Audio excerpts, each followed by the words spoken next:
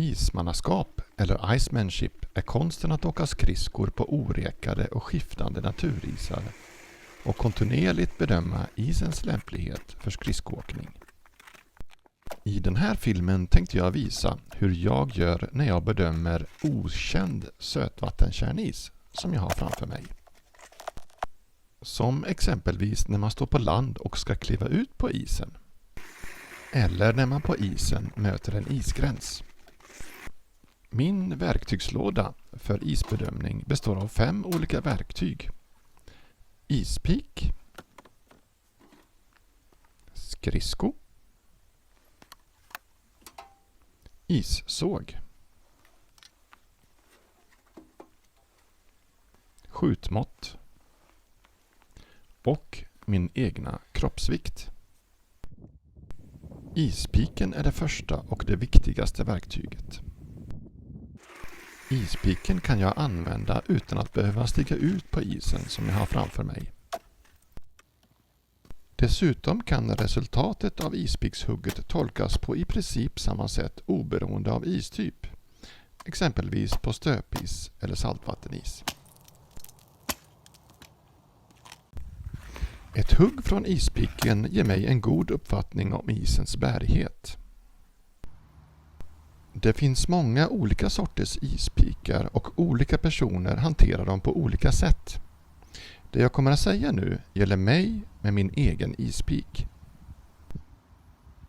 Om min ispik går rakt genom isen är isen inte bärig.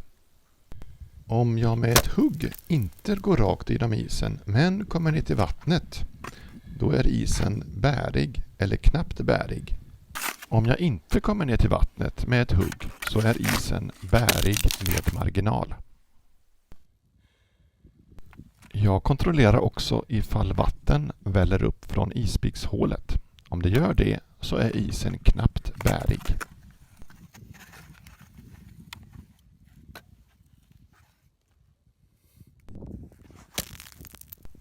Om det inte väller upp vatten på isen även då hålet belastas är isen bärig och man kan känna sig mer trygg.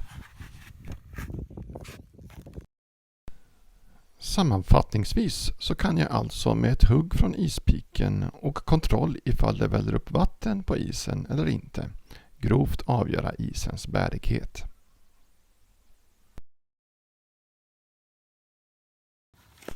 Jag använder också skridskon som ett verktyg i isbedömningen.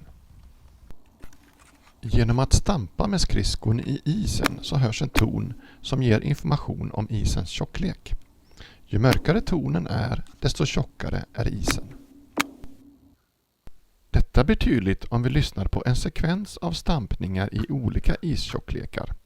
Vi börjar med en 2,2 cm tjock is och avslutar med en 12 cm tjock is.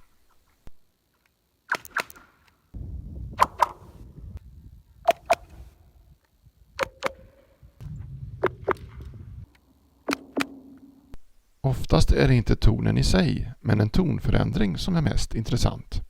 Här hör vi hur en ljusare ton på tunnare is övergår till en mycket dov, nästan ohörbar ton i tjockare is.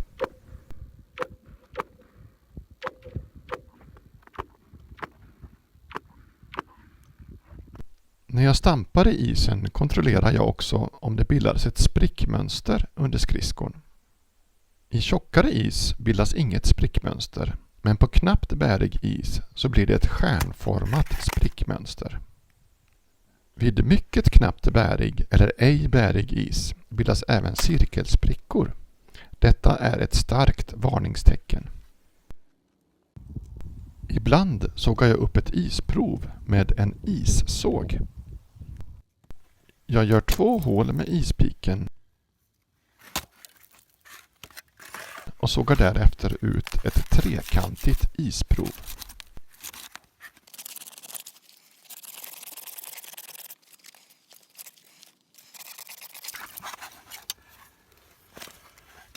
På isprovet kan jag mäta den exakta istjockleken. 4,5. Och betrakta iskvaliteten.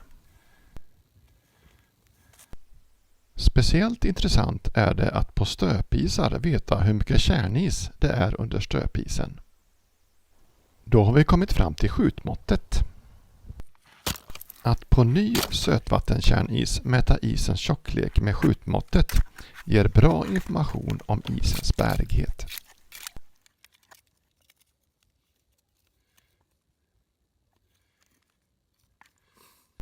Denna tabell visar grovt förhållandet mellan sötvattenkärnisens tjocklek och dess bärighet vid minusgrader. Detta gäller inte vid till exempel stöpis, saltis eller värmepåverkad is. Slutligen är även min egna kroppsvikt ett bra verktyg vid isbedömningen. När man tror att isen håller stiger man försiktigt ut på isen. Därefter börjar man åka lugnt. Om isen är knappt bärig knakar den då man åker och det bildas en längsgående spricka.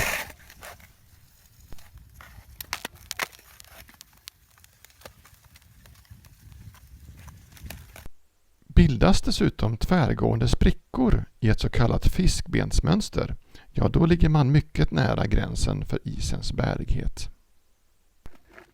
För att fresta isen extra mycket kan man åka på en skridsko och gunga upp och ner med kroppen.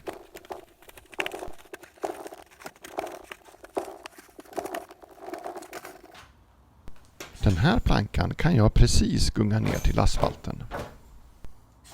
Ytterligare 2 stillastående, inte lika tunga men dock kroppar får plankan att bottna. När vi är 2 så bottnar vi inte. Det verkar alltså som att fresta isen genom att gunga kroppen upp och ner ger samma effekt som ungefär dubbla kroppsvikten. Ja, det här var då i stort de olika verktyg som jag använder för att bedöma sötvattenkärnis på plats. Andra typer av isar är annorlunda och att åka på isen och kontinuerligt bedöma den, det är ytterligare en annan sak och det ligger i min plan för nästa ismannaskapsfilm. Hoppas att du fick ut någonting av det här till din egna isbedömning och kommentera gärna här nere på Youtube. Vi ses på isen. Kom ihåg att inte åka långfärdsskridskor på naturis utan kunskap, redskap och sällskap. Fresta lugnt.